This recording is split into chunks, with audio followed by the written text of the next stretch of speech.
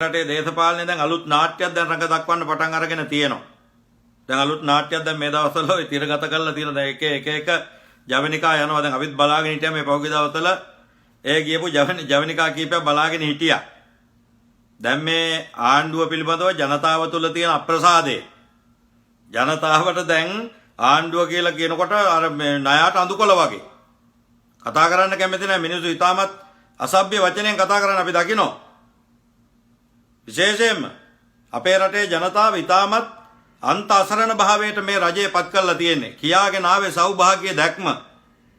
සෞභාග්‍ය දැක්ම කියාගෙන ආවේ. දැන් මේ සැරේ කන්නේ කපල ඉවර වෙනකොට මිනිස්සුන්ට වෙනදා ගත්ත අත්සැන්නෙන් භාගයට භාගයක් නැහැ මේ පොහොර නැති හින්දා. දැන් මේ පොහොර ටික දුන්නේ නැහැ. මේ කාබනික කියලා මේ අටමගලයක් ගෙනල්ලා මේ විකාරයක් ගෙනල්ලා මේ සමාජයෙන් නිකන් බොරුවට සමාජගත කරන්න හදලා එහෙම මේ ලෝකෙ එහෙම කරන ගමන් මේ කාබනික පොහොර 100ට නෙමෙයි 100ට 200ක් 300ක් දාන මේ රටවල් වලින් ගේනවා. ඉන්දියාවෙන් චීනෙන් ඒ වගේ මේ රසායනික පොහොර දාලා තමයි ඔය අපේ රටට විදේශ වලින් ගේන ඔය හාල් ගේන්නේ. එතකොට මේ විදිහට මේ අපේ රටේ ගොවි ජනතාව කබලෙන් ලිපට ඇදලා දාලා තියෙන්නේ. ඊටමත් අසරණ භාවයට පත් කරලා තියෙන අපේ රටේ ගොවි ජනතාව. අපි දන්නවා අපේ රටේ විශාල ප්‍රමාණයක් සාමාන්‍ය දුප්පත් අහිංසක ජනතාව ජීවත් වෙන්නේ ගොවිතැන් බතින්. එක්ක කුඹුරු ගොවිතැන, එක්ක එළවලු ගොවිතැන, එක්ක මොනවා හෝ වගාවක්, එළවලු වගාවක්, එහෙම නැත්නම් මුං ඇට වගාවක්, එහෙම නැත්නම් කජු වගාවක්, එහෙම නැත්නම් පහතරට අපේ ඔය ගාල්ල මාතර ප්‍රදේශවල ගත්තකින් පස්සේ ඊළඟට ඔය හැටන් තලව කැලේ ප්‍රදේශවල ගත්තකින් පස්සේ ප්‍රධාන වශයෙන් ජීවත් වෙනවා තේ ගොවිතැනත් එක්ක. තේ වවාගෙන ජීවත් වෙන තේ අක්කරයක් හමාරක් දෙකක් තුනක් තියාගෙන ඒකෙන් තමන්ගේ ජීවිතයකට ගහගන්න මේ හැම කෙනාම ඊටමත් අසරණ භාවයට පත් කරලා තියෙන ගොවියෝ. ඒ වගේම තමයි කර්මාන්තකරුවෝත් අසරණ භාවයට පත් කරලා තියෙන්නේ. කරන්ට් එක නැහැ. අවශ්‍ය කරන දැවි තෙල් ටික නැහැ. අවශ්‍ය කරන පෙට්‍රල් ටික නැහැ. ඩීසල් ටික නැහැ. එහෙම වුණාගෙන් පස්සේ කර්මාන්තකරුවෝත් ඊටමත් අසරණ භාවයට පත් වෙන. ඒ නිසා අපේ රටේ සියලු ආකාරයේ ජනතාව අපේ අම්මලා අපේ කාන්තාවෝ ගෙදර බිරින්දෑවරු ඊටමත් අසරණ භාවයට පත් වෙලා තියෙන. විශේෂයෙන්ම අපේ රටේ කාන්තාවෝ මම ඔය පහුගිය දවස්වල කියව 1953 හර්තාලය පිළිබඳව කාන්තාව තමයි ප්‍රමුඛත්වය අරගෙන එදා ආණ්ඩුව දනගස්සලා තියෙන. එදා අගමැතිට ඩඩ්ලි සේනානායකට ඉල්ලාස් වෙන්න උනා. එදා ඩඩ්ලි සේනානායක මහත්තයා ඉල්ලාස් වුණා. දෝෂාභියෝගයට මුහුණ දුන්නේ නැහැ.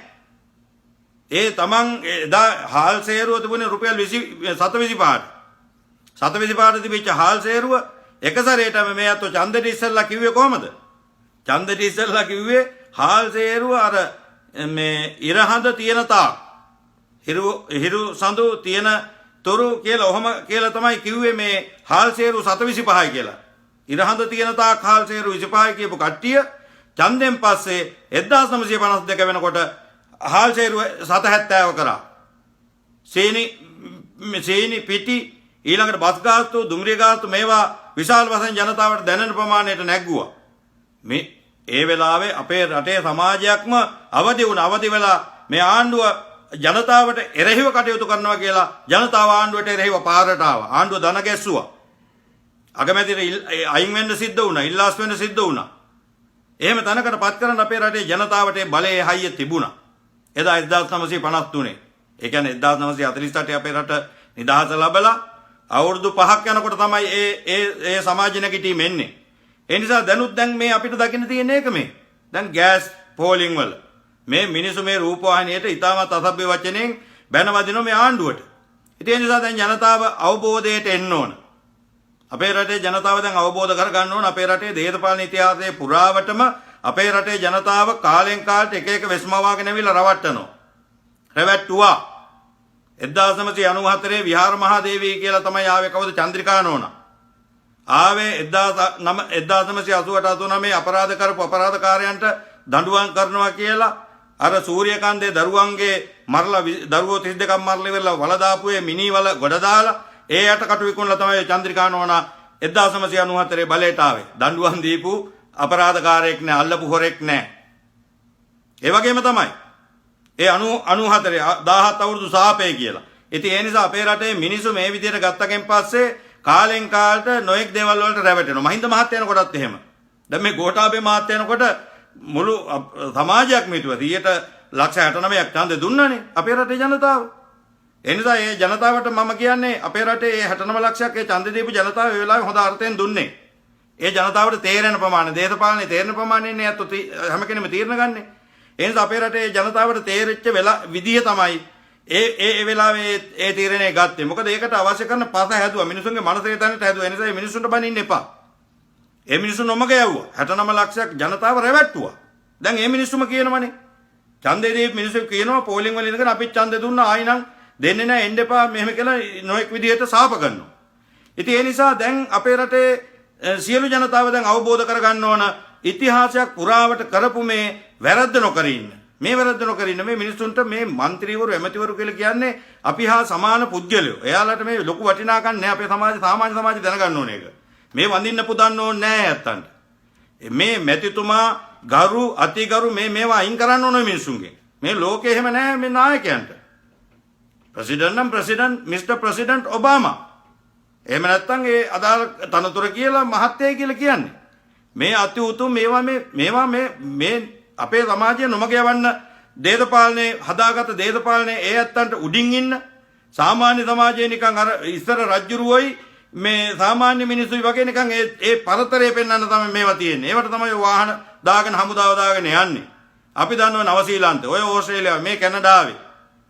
මේ ගත්තකින් පස්සේ මේ ඉන්දියාවේ ඉඳලා ගත්තකින් පස්සේ මේ බොහෝ රාජ්‍යයන් වල එහෙම මේ ප්‍රදේශයේ ඒ නායකයෝ යනකොට ඒ තමන් බොහොම ස්වාධීනව නිදහසේ ගිහිල්ලා කටයුතු කරගෙන ජීවත් වෙන්නේ. මේ අපේ රටේ දැන් මේ හැම മന്ത്രിවරයෙක්ම ඇමතිවරයෙක්ම යනකොට වෙනම පිරිසක් මේ ආරක්ෂාවට යනවා. මේ පිට රටවල ඕවා නැහැ ওই විකාර. ඒ නිසා අපේ රටේ දේශපාලනේ තේතන්ට ගේන්න ඕන. දැන් ඒ තැනට ගෙනීම සඳහා තමයි අපේ රටේ ජනතාව කටයුතු කරන්න ඕනේ. එහෙම නැත්නම් තවදුරටත් මේ මිනිසුන්ට රැවටෙන එක නෙමෙයි. දැන් අපි දැක්ක පහුගිය දවස්වල අර කවුද මේ සජිත් ප්‍රේමදාස මහත්තයා. මේ යාට ඉන්නවලු කවුද මේ රටවල් හතරක්ද පහක්ද තියෙනවලු කොහෙද මේ සෞදි අරාබියේ තෙල් දෙන්නේ යාගේ මේ රවට්ටන්න හදන්නේ මේ මිනිසුන්ව. මේක මේ රවට්ටන කතාවක්. එයා කියන්න ඕන කවුද දෙන්නේ මොකද්ද හේතුව? එහෙම මේ රාජ්‍යයන් වලින් මේ බාපලා මාමලා නැන්දලා නැහැනේ රටවල රාජ්‍ය නායකයෝ. එහෙම ඉන්නවනම් අපිට විශ්වාස කරන්න යාගේ නැන්දා හින්දා වෙන්නේ නැති යාගේ බාප්පා හින්දා වෙන්නේ නැති කියලා අපිට එහෙම හිතන්න පුළුවන්. මේ ජනතාව රවට්ටන්න මේ කොහොම හරි ජනතාව රවට්ටලා මේ බලය ගන්න. මේ බලය අරගෙන දැන් ওই රටේ රාජ්‍ය පාලනය කාටවත් කරන්න බෑ. ඒ නිසා ජනතාව රවට්ටන්නත් බෑ මින් ඉස්සරහට. ඒ නිසා ජනතාවට අපි ආරාධනා කරනවා රවට්ටෙන්න එපා. දැන් තේරුම් ගන්න. දැන් අර ජාතික ජන බලවේගෙන් ඉදිරිපත් කරලා තියෙනවා රටට වැඩපිළිවෙලක්. අපි කාටවත් එක ඕනේ නැහැ. අපි කාටවත් මේකේ ලකුණු ඕනේ. අපි මේ රට ගොඩ දාමු කියන තැන. එතෙන් දෙක්කව වෙන්න පුළුවන් අපේ රටේ සියලු දෙනාටම. තමන්ට තාන්නමාන වරප්‍රසාද නැතුව මේ රට වෙනුවෙන් යමක් කරන්න ඕන කියලා හිතන හැම කෙනෙකුටම එකතු වෙන්න පුළුවන් එතන. සිංහල මිනිහට, දෙමළ මිනිහට, මුස්ලිම් මිනිහට අපේ රටේ හැම කෙනෙක් මෙතෙන් එකතු වෙන්න ඕන. අනිත් එක අපේ රටේ හැම කෙනෙක්ම හෙට ඉඳලා කල්පනා කරන්න ඕන, අද ඉඳලා කල්පනා කරන්න ඕන අපි අපේ රට මේක. දැන් මේ පෝලිං වල ඉන්නකොට සිංහල දෙමළ එකක් නැහැ. දැන් ওই පෝලිං වල ඉන්නකොට සිංහල දෙමළ කතාවක් නැහැනේ, මුස්ලිම් කතාවක් නැහැනේ. හැම අම්මා කෙනෙක්ම ඉන්නවා. හැම අම්මටම දරු දුක දැන් දැනෙනවා. සිංහල අම්මට දැනෙන දරු දුකම තමයි මුස්ලිම් අම්මට දැනෙන තමන්ගේ දරුවන්ට කැම ටික තම්බලා දෙන්න බැරි වුණාගෙන් පස්සේ, ගෙදර ගෑස් එක නැති වුණාගෙන් පස්සේ, කරන්ට් එක නැති වුණාගෙන් පස්සේ අපි දන්නවා මේ අම්මලා තමයි මේකෙන් ඉතාමත් අසරණ භාවයට පත්වලා ඉන්නේ. ඒ නිසා අම්මලා එන්න ඕන පාරට දරුවොත් එක්ක එන්න. ඇවිල්ලා අපිට ඉන්න බෑ තොපි බහැලා ඵලයල්ලයි කියලා මේ ආණ්ඩුවට අනතුරු ඇඟවීම කරන්න. එහෙම කරලා අපේ රටේ මේ රාජ්‍ය පිරිසුදු කරගන්න ඕන. මේ අපරාධකාරයෝ, මංකොල්ලකාරයෝ, මිනිමරුවෝ නොඑක් විදි අපරාධ වලට සම්බන්ධ එහෙම කණ්ඩායමක් තමයි දැන් මේ රාජ්‍ය බලයේ ඉන්නේ අපේ රටේ. හැම කෙනාම නෙවෙයි. ඕක තුල ඒ බලයත්පත් කරගෙන තියෙන එහෙම කණ්ඩායමක්. ඕක තුල යහපත් මිනිස්සුත් ඉන්නේ. ඒ හිටියත් ඒ අත්තන්ට මේ කොන්දක් නැති නිසා එහෙම ඉන්න සිද්ධ වෙලා තියෙනවා. ඒ නිසා කොන්ද තියෙන හැම කෙනෙක්ම එළියට ඇවිල්ලා මේ අපේ රටට මේ කරලා තියෙන විනාශය දකින්න මේ ණය කන්දකේ මේක බුරුන්දි රාජ්‍යයටත් වැඩි පල්ලෙහාටපත් කළා. බුරුන්දි කියලා කියන්නේ ලෝකේ තියෙන දුප්පත්ම රාජ්‍ය. ඊටත් වැඩි පල්ලෙහා තත්ත්වයටපත් වෙලා මේ පෝලිං වල මිනිස්සු. මේ දැන් පහුගිය කාලේ එනකොට කිව්වේ සෞභාග්‍ය දැක්ම කියලා අල කීයද ලුණු කීයද ඔහොම කියලා අහගෙන තමයි ආවේ. එහෙම ආපු ඇත්තෝ දැන් එනකොට එන කාලේ තිබුණේ ගෑස් සිලින්ඩරේ 1350ට තිබුණේ. මේ ඇත්තෝ බලයට එනකොට දැන් කීයේ? දැන් 5000ට ගන්නත් නැහැ. දැන් 5500ට 6000ටත් විකිනෙන මේ කියලා අපේ හිතවත්තු කතා කරලා කියනවා.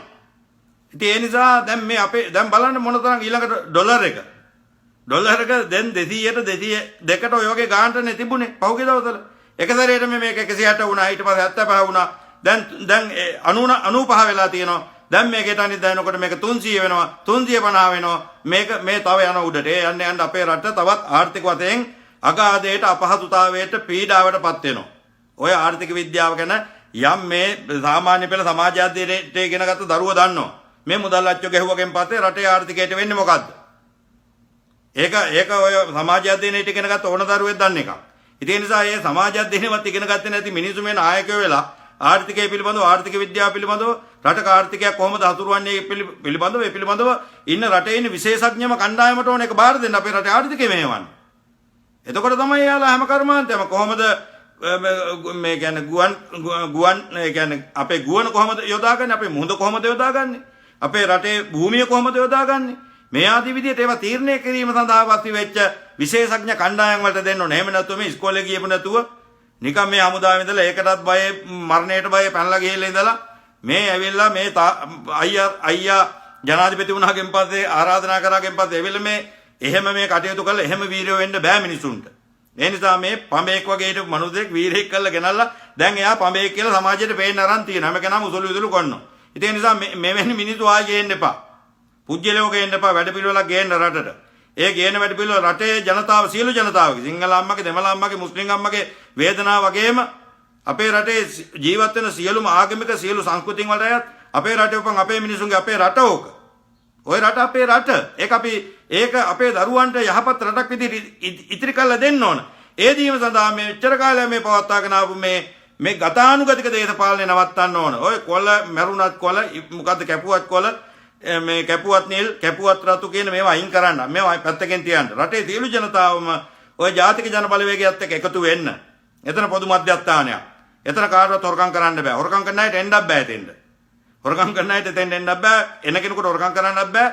තනතුරු තාන්න මාන්න වරප්‍රසාද බලාගෙන එන්න බෑ. යම් කැපකිරීමක් කරන්න බලාගෙන එන්න ඕන. ඒ නිසා හැම වෙන්න පුළුවන් හැම කෙනෙක් මෙතෙන් එන්න. සිංහල දෙමළ මුස්ලිම් හැම මිනිහෙක් මෙන්න එතෙන්ට. එහෙම මධ්‍යස්ථාන කොන අපේ රටට. එහෙම නැත්තම් මේ සිංහල දෙමළ කියලා දැන් ඔන්න ආයෙ බෙදන්න හදනවා. දැන් මේ ෆෙඩරල් ඉල්ලනවලු කවුද මේ යාපනයේ ඉන්න മന്ത്രിවරුද මේ ඊපෙරදා තිබිච්ච සාකච්ඡාවෙන් දැන් මේ සමාජයට කතාවක් හදන්න හදනවා. මේ කතාව රැවටෙන්න එපා. අපි මේ පිළිබඳව එළිදරව් කරන්න. ඒ නිසා දැන් මේ ගෝඨාභය මහත්තයා ඔක්කොම කරා කියලා ගෝඨාභය මහත්තයා ගැඟේ මේ කවුද මේ බැසිල් මහත්තයා ගැඟේ තියලා ගෝඨාභය මහත්තයාත් පිරිසිදු කළා. දැන් විමල් ඊරවංශලා මේ කට්ටිය දැන් මොකද මේ කරන්නේ? දැන් මේ කරමින් තියෙන්නේ මේ ආණ්ඩුවේ තියෙන සියලු වැරදි බැසිල් මහත්තයා ගැඟේ තියලා වෙලා ඒකට මේ කට්ටියක එකඟතාවයක් එක්ක තමයි යෝක වෙන්නේ. දැන් අපි දැක්කා අබේති සාම්ද්‍රෝ මුරුත්තේට්ටු ආම්ද්‍රෝ දැන් ඔන්න ඒ කරලියට ඇවිල්ලා තියෙනවා. දැන් ඉස්සරහට ඇවිල්ලා දැන් කතා කරමින් තියෙනවා. ඉතින් ඒ නිසා අපේ රටේ ජනතාව මේ සංඝයා වහන්සේලාට මේ බොරුකාරයින්ට රැවටෙන්න එපා. තවදුරටත් රැවටෙන්න එපා. අපේ රටේ නිවැරදි දේශපාලනයේ ක්‍රියාත්මක වෙන්නේ කොතනද? තානතුරු තාන්නමාන්න නැතුව, වරප්‍රසාද නැතුව, අඩුම ගානේ පඩියවත් එපා කියලා කටයුතු කරන, කැපකිරීම කරන මිනිස්සු ඉන්නේ කොතනද? මොන මධ්‍යස්ථානයේද? අන්න ඒකත් එක්ක එකතු වෙන්න. එවැනි මධ්‍යස්ථානයක් දැන් හැදෙමින් තියෙන අපේ රටේ. ඔය ජාතික ජන බලවේගය කියලා හදමින් තියෙන්නේ ඒක. ඒ නිසා ඒකට එකතු වෙන්න අපේ රටේ හැම කෙනෙක්ම. අපේ රටේ උපන් අපේ ශ්‍රී ලාංකික, සිංහල, දෙමළ, මුස්ලිම් සියලු දෙනාටම එකතු වෙන්න පුළුවන්. ජාති ભેද, ආගම් ભેද, වාද ભેද නැතුව අපේ රටේ උපන් මිනිස්සු අපි ඔක්කොම අපේ රට මේක. ඒ නිසා අපේ රටේ මිනිස්සු කල්පනා කරන්න ඕන සිංහල කියලා හිතන්න එපා, දෙමළ කියලා හිතන්න එපා, මුස්ලිම් කියලා හිතන්න එපා, මැලේ බර්ගර් කියලා හිතන්න එපා. අපි මේ රටේ ඉපදුනා නම් අපේ රට මේක මගේ රට මේක ආරක්ෂා කිරීම මේක අනාගතයට බාර දී මගේ වගකීම යුතුයකම විදියට හැම කෙනෙක්ම හිතන්න. එහෙම හිතලා කටයුතු කරනකොට අපේ රටට සෞභාග්‍ය ගේන්න පුළුවන්. එහෙම නැතු මේ බොරු පොරොන්දු දීලා බොරුවට නිකන් මේ දැන් මේ දවස්වල ඔය සජිත් මහත්තයා නිකන් මේ තෙල් එයා වගේම පස්සේ තෙල් එනවා. දැන් මේ රට සෞභාග්‍ය වෙනවා. මේ රට ආර්ථිකයේ අගාධයේ බිඳුවටම වැටිලා තියෙන්නේ. ඒ නිසා මේක ගොඩනැගීම සඳහා රටේ සියලු දෙනාම එකතු වෙලා රටක් විදියට සියලු ජනතාව සාමූහිකව උත්සාහයක් දරන්න ඕනේ. එහෙම නැතුව කාකොටා ගන්න කිව්වොත් තවත් මේක ප්‍රපාතයටපත් වෙලා මේකේ චීනයට එක්ක ඉන්දියාවට මේ වගේ රාජ්‍යයකට උකස් වෙන තත්ත්වයට අපේ රටපත් වෙනවා. ඒ නිසා එතනින් අපේ රට ගලව ගන්න ඕන.